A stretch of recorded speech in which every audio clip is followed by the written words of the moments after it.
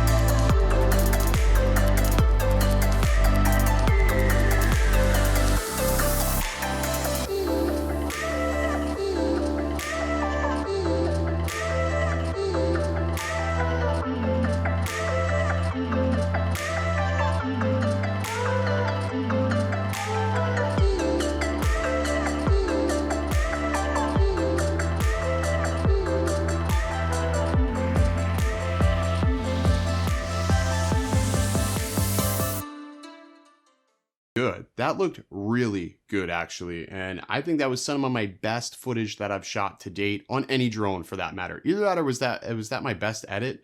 I don't know.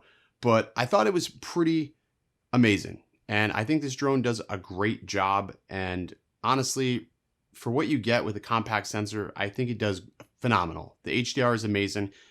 Are there better options out there besides this? Maybe. The Evo is definitely a contender at $999. So yeah, that could definitely be something that you can look towards. But I think for the signal, for the stability, for everything you get in a tight little package, the zoom is phenomenal. And if you want to get more pro level, even deeper, the pro is, only $200 away. But I love all the little quirky nuances with the zoom camera and just an added dynamic that I can do. A lot of these shots that I got in this video that you just saw, I couldn't do if I didn't have two different focal lengths. But yeah, anyways, I hope you guys enjoyed. Give it a like if you enjoyed this footage. And if you didn't, that other button tends to work fine. But anyways, thanks for watching. Stay original.